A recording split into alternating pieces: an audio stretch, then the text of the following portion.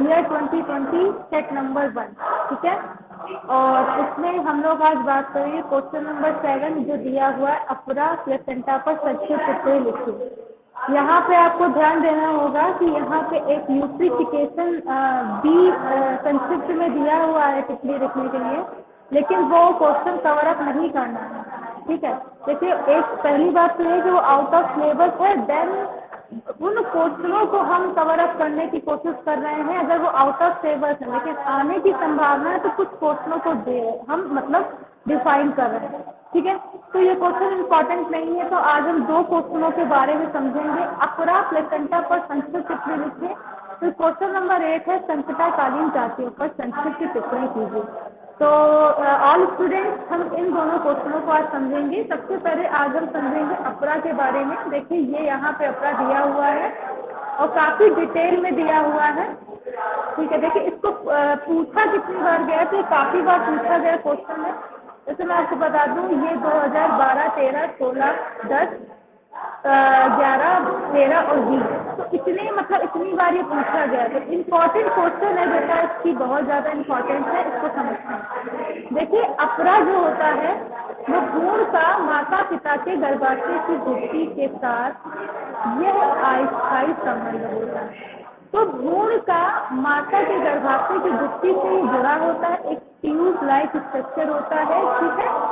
उसे हम लोग बोलते हैं अपरा, जिसके द्वारा भ्रूण एवं माता में रुधिर पदार्थों का विनिमय होता है। तो भ्रूण जिसमें मतलब आगे चल के किसका विकास होगा, एक शिशु, नवजात शिशु का विकास होगा।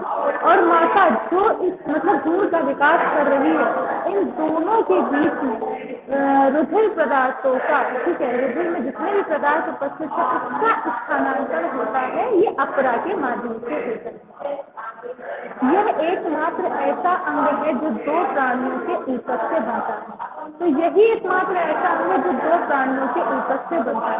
लेकिन इस बात को काफी आप लोग याद रखेंगे कि ये क्वेश्चन पूछा जाता है कि ऐसा कौन सा अंग है जो 2 प्राणियों के ऊतक से मिलकर बना होता है, तो ये होता है अपरा। इसे हम लोग इंग्लिश में कहते हैं प्लेसेंटा, ठीक है।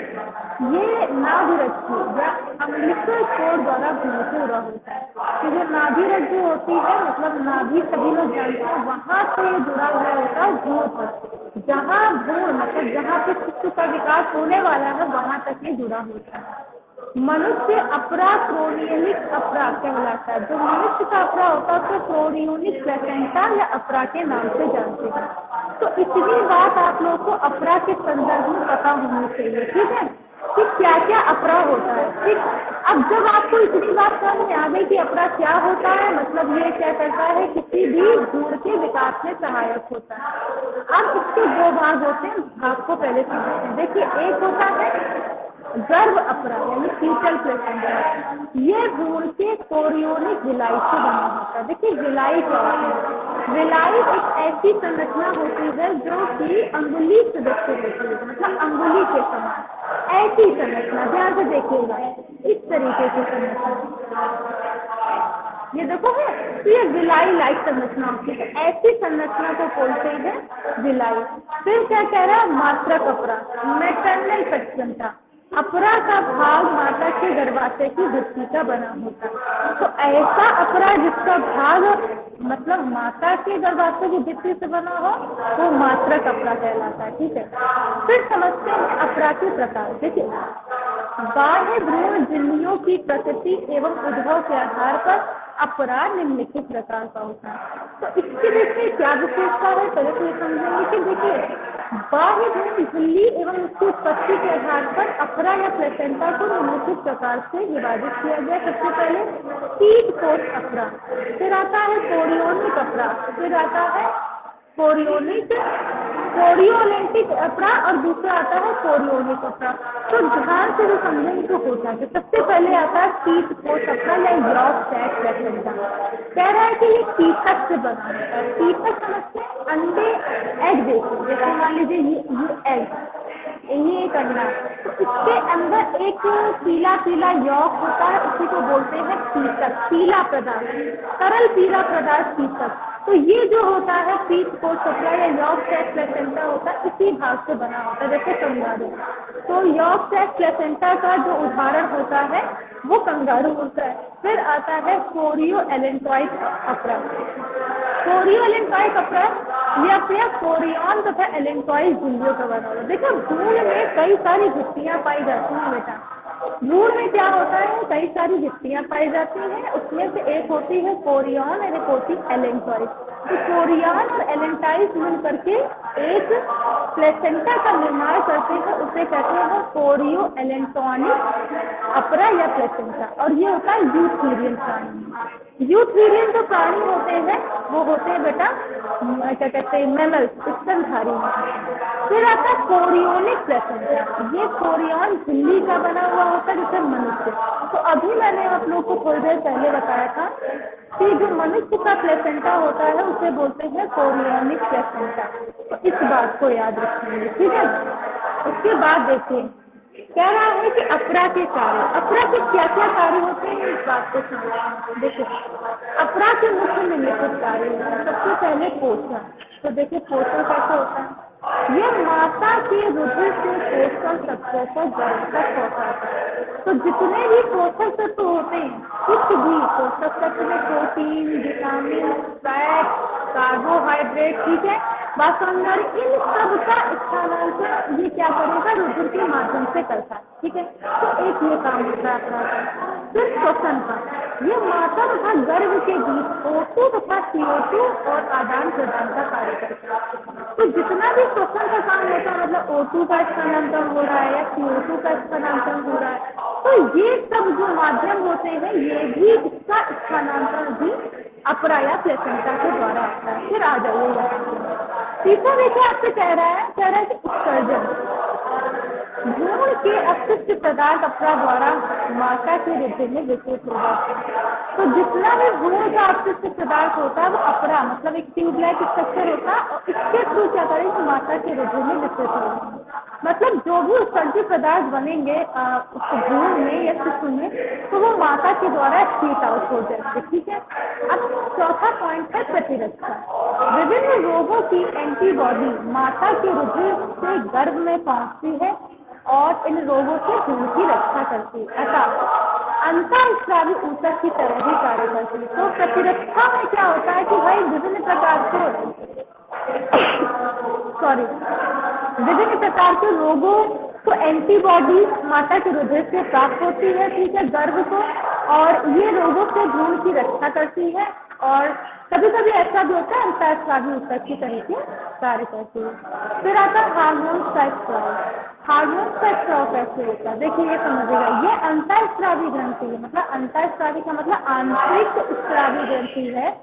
गर्भ काल में अपरा के द्वारा कोरियोनिक, गैनेडोट्रोपिक, एस्ट्रेडियोल और प्रोजेस्टेरोन हार्मोन स्रावित होते हैं जो विकास के लिए आवश्यक होते हैं, जो भ्रूण के विकास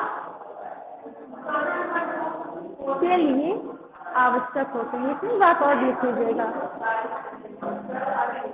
आवश्यक होते हैं। तो इस बात को याद रखेंगे, मतलब जो भी अंतःस्रावी ग्रंथि मतलब जैसे कोरियोनिक हो गया, गोनेडोट्रोपिन हो गया, ठीक है, एस्ट्रेडियोल हो गया, प्रोजेस्टेरोन, इन हार्मोन का स्रावन कर रहे हैं जो भ्रूण के विकास के लिए क्या होते हैं,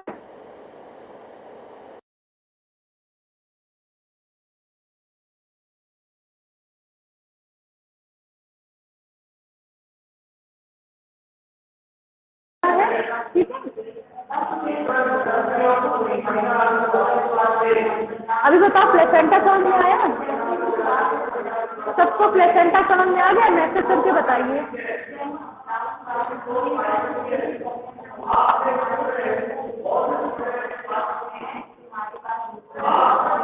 आ गया। और यदि प्राची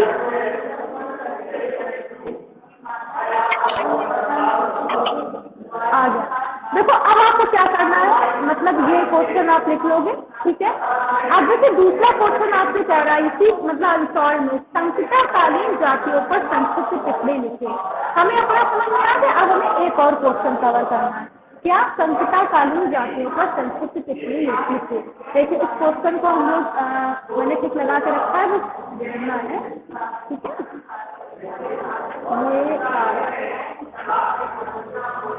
ये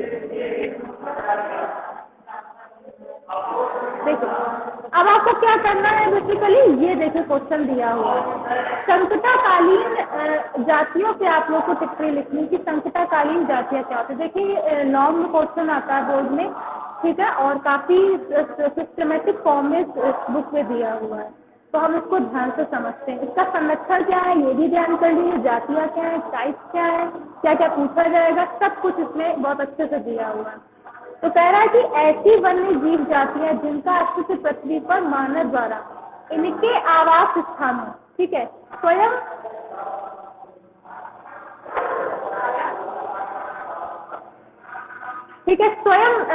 इनके सदस्यों के व्यापक विनाश के कारण लगभग अनिश्चित होता है।